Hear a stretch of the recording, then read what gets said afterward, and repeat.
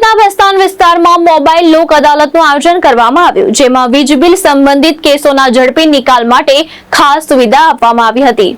વેસ્તાન વિસ્તારમાં જિલ્લા કાનૂની સેવા સત્તામંડળ પ્રી કન્સિલેશન મોબાઈલ લોક અદાલતનું આયોજન કરવામાં આવ્યું। આ કાર્યક્રમ દાદા કમ્યુનિટી હોલ ખાતે યોજાયો હતો। આ મોબાઈલ લોક અદાલતમાં વીજ બિલ સંબંધિત પેન્ડિંગ કેસોના ઝડપી નિકાલ માટે ખાસ તક આપવામાં આવી હતી, જેમાં કોર્ટમાં પેન્ડિંગ રહેલા કેસોમાં માત્ર મૂળ રકમ ભરીને કેસનો નિકાલ કરવાની સુવિધા આપવામાં આવી હતી, જ્યારે વ્યાજ અને પેનલ્ટી સંપૂર્ણપણે માફ કરવામાં આવી હતી। સાથે જ બાકી રહેલી રકમ સરળ હપ્તામાં ચૂકવવાની સુવિધા પણ આપવામાં આવી હતી। આ લોક અદાલતમાં કુલ 64 કેસ નોંધાયા હતા, જેમાંથી 26 કેસનો સ્થળ પર જ નિકાલ કરવામાં આવ્યો હતો। આ પ્રકારની લોક અદાલતથી લોકોનો કોર્ટમાં જવા આવવાનો સમય અને નાણાં બંને બચી શકે છે તેવો સંદેશ પણ આપવામાં આવ્યો હતો।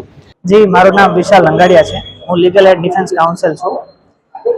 ઊન ખાતે આજરોજ પ્રી લિટિગેશન, પ્રી કન્સિલેશન અને મોબાઈલ લોક અદાલતની કામગીરી સંભાળવામાં આવ્યા છે।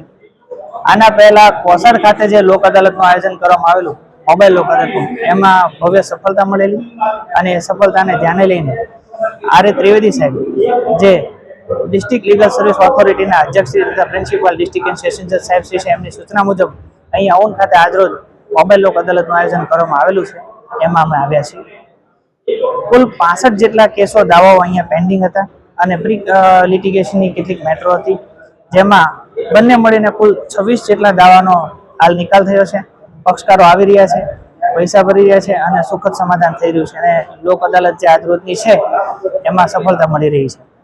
ઈ ચલણ જે ભરવામાં આવે છે એ માફ થાય છે? ઈ ચલણ જે ટ્રાફિકના છે, એ ટ્રાફિકના ઈ ચલણ જે હોય, દંડ કરેલો હોય તો એ 100% માફ થઈ જતો હોય એવી જે સોશિયલ મીડિયામાં વાતો કરવામાં આવે છે અને એવા વિડીયો ફેલાવવામાં આવે છે, એ વાતને તો જે તે સમયે નામદાર સાહેબ દ્વારા પણ રદિયો આપવામાં આવેલો હતો અને એવી કોઈ વાત જે છે તે ખરી નથી।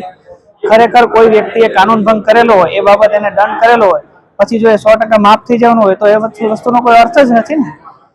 લોજિકલી જોઈએ તો એ વસ્તુ કોઈ યોગ્ય નથી। એટલે આ ડીજીવીસીએલના દાવામાં પણ વ્યાજ, પેનલ્ટી વગેરે માફ થઈ જતું હોય છે, બાકી જે પ્રિન્સિપલ એમાઉન્ટ હોય તે ભરવાની હોય।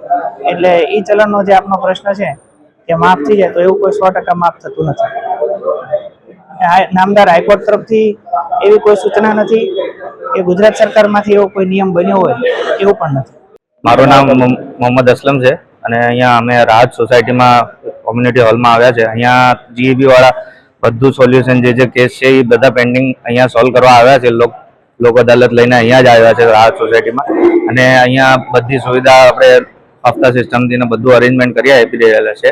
એ લોકોનો બહુ આભાર માનીએ છીએ અને બહુ સારું વસ્તુ કરી રહ્યા છે કે બધું જીબીને સહકાર આપો તમે બધા, કે કામ આગળ વધે એ લોકોનું ને ક્લિયર થાય। અહીંયા બધા આવીને ફટાફટ તમારું ક્લિયર કરો એટલે પૂરું થાય તમારું। તમારું કેટલું બિલ હતું ને કેટલા ટાઈમથી બાકી હતું? એ બિલ 21,000નું કંઈ બિલ હતું ને એ મીટર રીડિંગનો પ્રોબ્લેમ આવેલો, તો એમાં 21,000નું પહેલાંનું પેમેન્ટ બાકી હતું, તો 7,000ના 3 હપ્તા કરી આપ્યા ને આ ક્લિયર કરી આપ્યું। કેવું લાગે છે તમને? બહુ સારું લાગે છે। અહીંયા એકદમ ક્લિયર તમારું બધું શાંતિથી ક્લિયર થઈ જાય। તમારું જે વ્યાજ બધું કંઈ પેનલ્ટી કંઈ આવી નથી, બધું ક્લિયર થઈ ગયું છે અહીંયા। ભાવેશ ઉપાધ્યાય, દ્રષ્ટિકોણ ન્યૂઝ, સુરત।